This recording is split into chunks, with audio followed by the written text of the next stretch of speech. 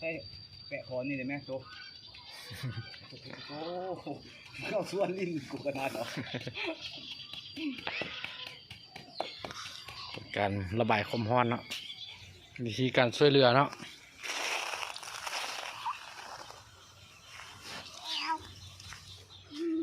เอาใกล้จะออกได้แล้วใกล้จะออกได้แล้ว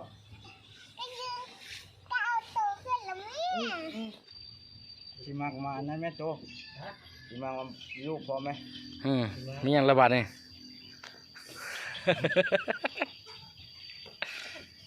อันนี้ระบายความร้อนนะอาการร้อนหลายพี่น้อง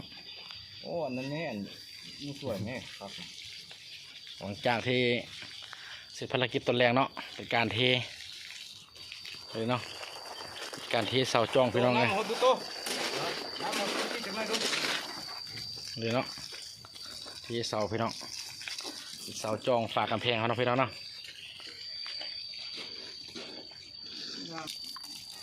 ต้องเข้าป่ากูต้องแล้วดึงอีกห้าไปบ่โอ้ฮ้อนแห้งบ่จาน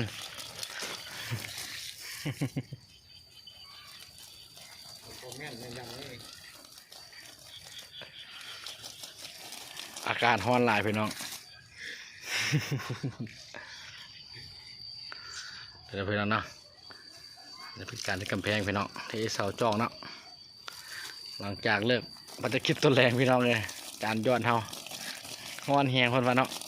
ผมทรายกันมาสั่นเพิ่นว่า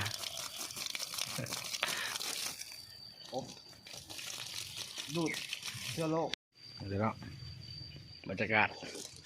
พี่น้องเลยอันนี้ก็เป็นที่กันเจือนก็ถือว่าสำเร็จไปทีมห้อยนะพี่น้องเนาะเลยเนาะ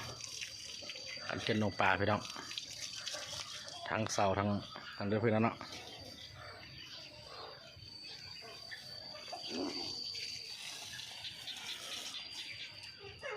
โอ้อาจารย์จอนเขาพี่น้องแต่ว่ายังบ้านลูกง่ายนะพี่น้องเนาะเย็นวะอาจารย์เย็นอยู่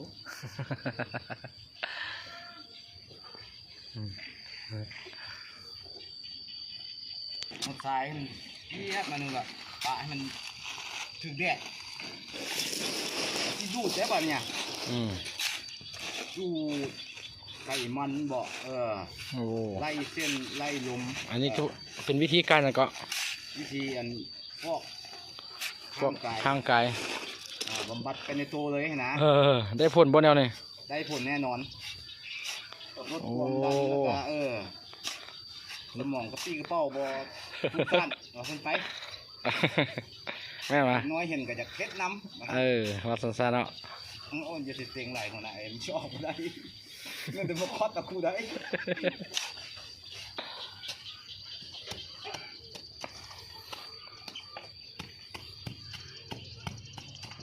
ห่วยเอ้ยข้ามีรับเลยได้นี่แหละเย็นบ่โอ้บำบัดรับอดน้ำใส่เนาะนี่แต่ช่วงในวันมุงขาดว่ามากวกหัวแล้วก็นอนเลยแต่แปะคอนี่เลยไหมโต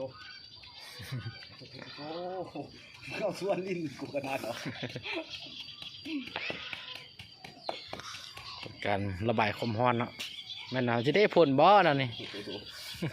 เที่ยวส่วนมีเด็ดหายวันไหน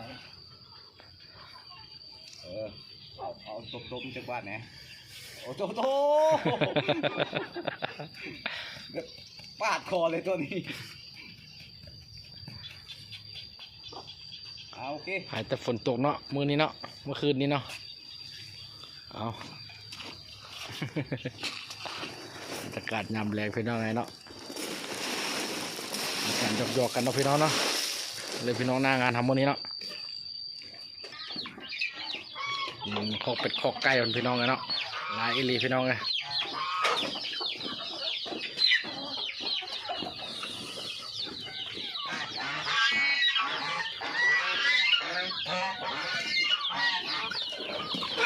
นี่ก็เป็นการเทเสาจ้องพี่น้อง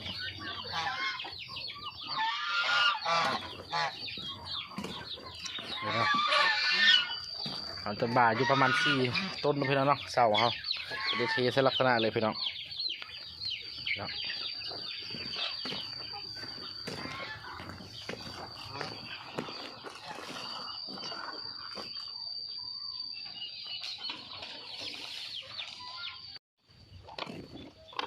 นะสัมภาษณ์ลูกชายละสร้างตีพี่น้องเลย โอ้ดิ มันเป็นหยัง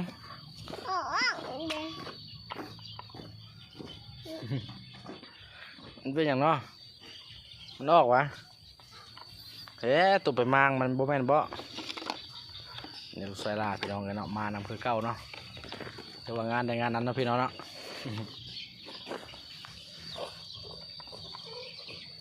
แม่นปะมันจะเป็นอีกมุมหนึงพี่น้องกันเกลื่อนเขาเนาะถือว่าเขากะทิสำเร็จไปที่ห้อยพี่น้องด้านในพี่น้องจะบริเทเตรียมเนาะด้านสุดท้ายพี่น้องเลยแต่ว่าทางนี้จะเป็นหนองป่าพี่น้องเนาะพี่น้องลักษณะเสาคำเสาจองนะพี่น้องเนาะประมาณนี้เลยเนาะจะเป็นมุมด้านในเนาะ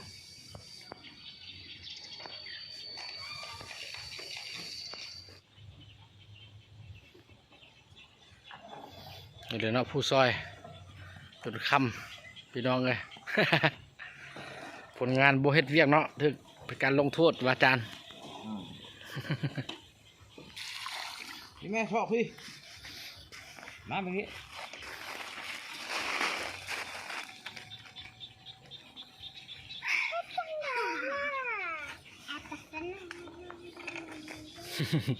ผู้ซอยเนาะ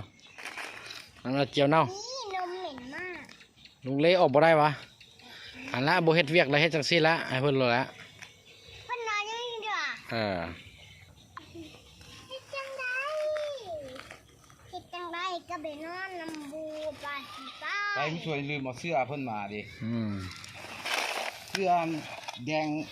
เดี๋ยวเนาะสมาชิก ได้ น้อย บอกว่านะปิวเมื่อคืนนี้นะสะพายนะแล้วอยู่เมียน้อยบอกออกมาสีแดงว่านี่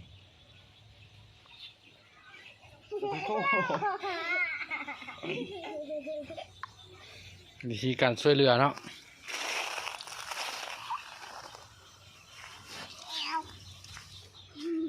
เอาใกล้จะออกได้แล้วใกล้จะออกได้แล้ว ไอ้ยืนก้าวโตขึ้นแล้วแม่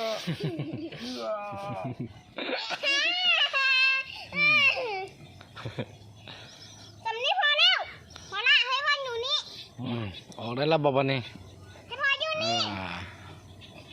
เอาเนาะออกได้กันสิมีเลยซ้ำนี่ก้อนบาทนี่นะ เ